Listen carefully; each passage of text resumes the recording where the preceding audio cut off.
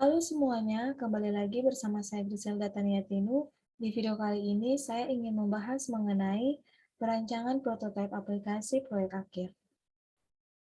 Definisi umum dari prototipe atau perwarupa adalah sebuah skema rancangan sistem yang membentuk model dan standar ukuran atau skalabilitas yang akan dikerjakan nantinya. Setiap pengembang maupun pengguna dapat berinteraksi langsung dengan model tersebut tanpa harus membuat produk nyatanya.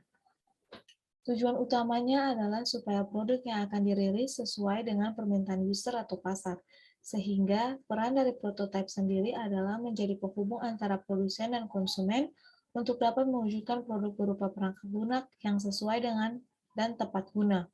Selain itu, dengan adanya prototipe, mampu menghemat biaya produksi dan tidak memerlukan proses trial and error, sehingga dapat mengurangi waktu pengerjaan dan beban biaya yang harus dikeluarkan oleh tim developer.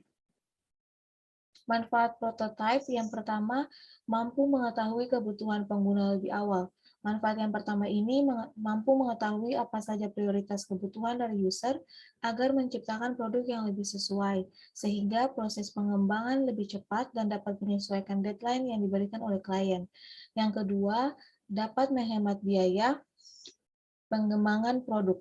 Keuntungan yang kedua, mampu menghemat dan mengurangi biaya pengembangan seminimal mungkin, sehingga alokasi pendanaan dapat digunakan untuk kebutuhan yang lain. Yang ketiga, mendapatkan gambaran secara lebih konkret. Manfaat yang terakhir ini dengan adanya prototipe, maka dapat memberikan gambaran yang lebih nyata dan konkret dengan membuat tampilan sketsa baik secara low maupun high fidelity. Jenis-jenis. Jenis-jenis prototipe yang pertama ada sketch, di mana sketsa merupakan gambar yang dapat dibuat dengan menggunakan pensil atau bantuan alat tulis lain dalam sebuah kertas, tanpa membutuhkan biaya yang mahal. Mayoritas sketsa digunakan untuk tahap pembuatan desain awal untuk perancangan suatu produk. Sketsa sendiri berfungsi untuk mengetahui beberapa kelemahan dari desain yang dapat menimbulkan permasalahan dari sisi pengalaman bagi pengguna. Yang kedua ada wireframe yang merupakan konsep berpusat pada penyusunan tata letak desain dan di dalamnya terdapat unsur elemen berupa konten. Sebagian besar model wireframe menggunakan skala berwarna abu-abu dan hitam. Jenis ini juga termasuk ke dalam law, di mana pembuatan sketsa dapat dilakukan dengan bantuan tools seperti Whimsical, Balsamic, Figma, dan lainnya. Yang ketiga, mockup. Jenis yang terakhir adalah mockup, yaitu desain yang sepenuhnya digunakan berdasarkan kombinasi warna, tata letak, dan tipografi dan konten di dalamnya. Mockup sendiri dapat mempresentasikan produk akhir secara lebih jelas dan tampak nyata. Metode prototype. Selanjutnya, Anda juga harus mengenal tahapan dari metode prototyping yang dilakukan oleh tim desainer. Yang pertama, melakukan pengumpulan informasi dan observasi awal. Yang kedua, membuat prototipe berdasarkan hasil analisa yang diperoleh. Yang ketiga, melaksanakan proses evaluasi terhadap prototipe yang berhasil dibuat. Yang keempat, melakukan pengujian atau testing terhadap produk prototipe yang telah dibuat. Yang kelima, melakukan pengujian ulang terhadap sistem yang sebelum masuk pada perilisan prototipe. Dan yang keenam, menguji cobakan sistem prototyping kepada user dan stakeholders terkait.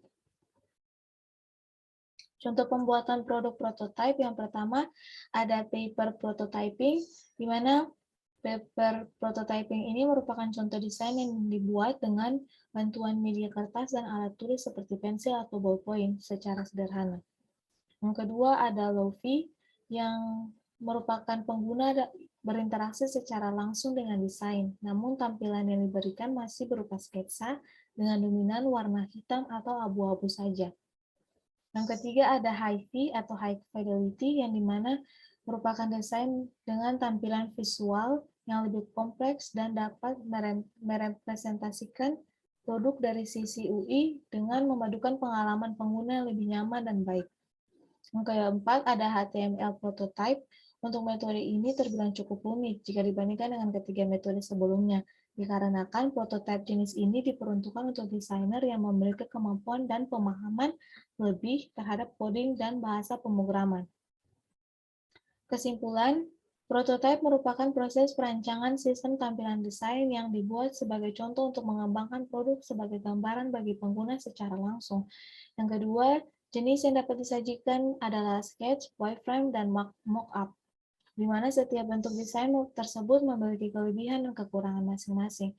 Dan yang terakhir, lebih bijaklah dalam membuat sebuah prototyping dengan menyesuaikan kompleksitas proyek dan lama waktu yang diberikan. Sekian dan terima kasih.